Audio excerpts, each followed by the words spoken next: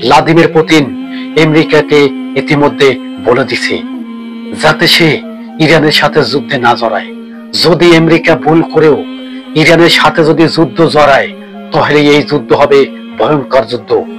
Iran কিন্তু পুরা পদত্যাগ নিয়ে রাখছে, যে কোনো মুহূর্তে ইসরায়েলের ঘাঁটির ভিতরে যুদ্ধ শুরু করবে এবং ইতিমধ্যে কিন্তু তার কার্যক্রম শুরু হয়ে গেছে।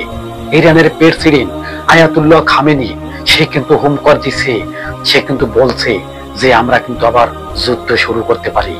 কেননা ইরানের প্রেসিডেন্ট তারা কিন্তু বলছে ইরানের বাহিনীকে সবাইকে সতর্ক থাকার জন্য বলছে ইসরায়েল ইরান যুদ্ধ, মহাযুদ্ধ, তৃতীয় বিশ্বযুদ্ধ দ্বার প্রান্তে মানুষ চলে আইছে। তৃতীয় বিশ্বযুদ্ধ শুরু হয়ে গেলে ভয়াবহ অবস্থা হবে। বিশেষ করে আমেরিকা যদি এই ইরান ইসরায়েলের যুদ্ধ যদি জড়িয়ে পড়ে, তবে এই যুদ্ধটা হবে ভয়ঙ্কর এবং এই যুদ্ধটা হবে বড় ধরনের এক রক্তপাত যুদ্ধ।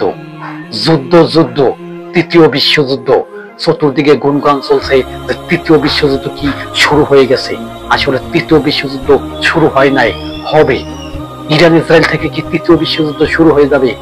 ইসরায়েল ইরান থেকে তৃতীয় বিশ্বযুদ্ধ শুরু হয়ে যাবে এমন কোনো দলিল নাই, কিন্তু তৃতীয় বিশ্বযুদ্ধ বিশ্ববাসী দেখতে যাচ্ছে, এটাই সত্যি। ইরানের প্রেসিডেন্ট আয়াতুল্লাহ খামেনি নিজের বাহিনীদেরকে সতর্ক থাকার জন্য বলছে এবং তেল আবিব তারাও কিন্তু তাদের বাহিনীদেরকে সতর্ক থাকার জন্য বলছে। আসলে এই যুদ্ধটা একবার ডোনাল্ড ট্রাম্প আমেরিকার প্রেসিডেন্ট সে কিন্তু যুদ্ধ বিরতি দিয়ে রাখছিল, এখন এই যুদ্ধ খুবই বেড়ে চলছে, প্রতিদিনই যুদ্ধ বাড়তেই চলেছে।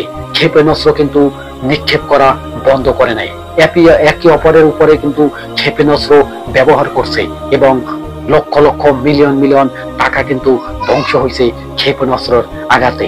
এই ক্ষেপণাস্ত্র না কিনে যদি গরিব মানুষকে টাকা দান করত, তাহলে এই দুনিয়ার ভিতরে আর এই রকমের মহামারী আসতো না। বিশ্বাস করে ইরান ইসরায়েলের যুদ্ধ মহাযুদ্ধ না, পুরো বিশ্বে এই যুদ্ধ ছড়িয়ে পড়তে পারে যে কোনো মুহূর্তে। বিশেষজ্ঞরা বলছে যুদ্ধ, মহাযুদ্ধ, তৃতীয় বিশ্বযুদ্ধ শুরু হয়ে গেছে।